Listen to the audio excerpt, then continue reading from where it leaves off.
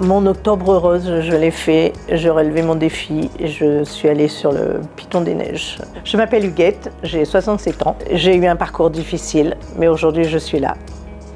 Merci la vie. Je suis une femme, une maman, une mamie comblée. Régulièrement, je faisais mes mammographies, mais il faut savoir qu'en 2012, j'ai eu aussi une tumeur que les médecins ont jugé de faire juste une tumorectomie et de ne pas faire de traitement.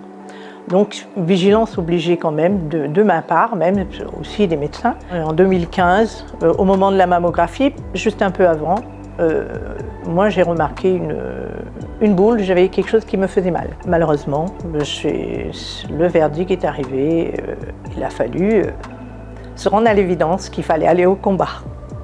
Le plus difficile, c'est d'être entouré de bonnes personnes, qui n'a pas été mon cas malheureusement. Mais bon, tout le monde n'est pas identique, j'ai eu aussi de bonnes personnes pour être là pour moi. La phase la plus compliquée, c'est le traitement.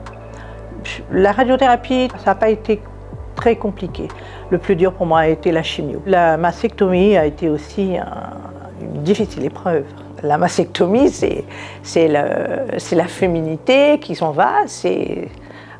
Avant l'effet chimio, on n'a plus de cheveux, on n'a plus rien, ou on n'est plus du tout la même personne. La mastectomie, c'est quand même l'image de la femme qui disparaît. Je pense que j'ai de la chance d'être une personne assez, on va dire, rigolote et assez dans l'humour. Je faisais avec, même si au début c'était dur, mais j'ai appris à l'appréhender autrement. Je me souviens, les gens me disaient « Ah, t'as plus de cheveux ». Je me rappelle que c'était un homme qui m'avait dit ça. Et je lui ai dit « Ben ouais, mais moi ça repousse, toi non ». Ma façon d'être m'a beaucoup aidée aussi. Mes premiers contrôles se font vers juin 2016. Et tout va bien.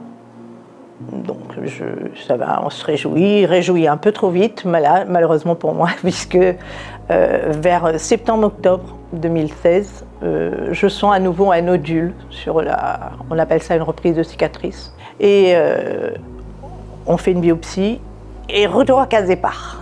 La question était de savoir, aurais-je autant de courage et de force pour repartir dans cette traversée du désert, justement. Quand on sépare par où on est passé, il n'y a pas de souci. Mais quand on sait que le chemin a été difficile, que le combat a été rude, à ce moment-là, il faut vraiment s'armer de courage et se poser, réfléchir. C'est ce que j'ai fait. À quoi bon ça résumait certainement pour qui, au moins. Pour qui, je pense que là, c'était mon fils qui était là, qui m'avait accompagné, qui m'avait jamais abandonné. Je m'étais mis dans la tête, je me suis dit, au moins pour lui, je dois réussir. Le temps passe et j'ai un défi à relever. Rien à prouver à personne, tout à moi-même. Pour mon octobre rose, je l'ai fait, j'ai relevé mon défi, je suis allée sur le Piton des Neiges. Pas très facile. C'est pas facile du tout, très difficile.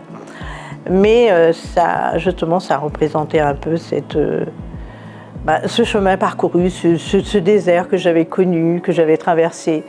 Et la finalité, quel beau cadeau. Le long du trajet, je pensais que ça représentait un peu cette maladie et que arriver là-haut, c'était juste ce que je représentais aujourd'hui. Concernant la maladie, rémission, guérison, je me baserai surtout à dire vigilance. Si je peux passer un message, mais un message fort aux femmes, au quotidien, il est important d'écouter son corps.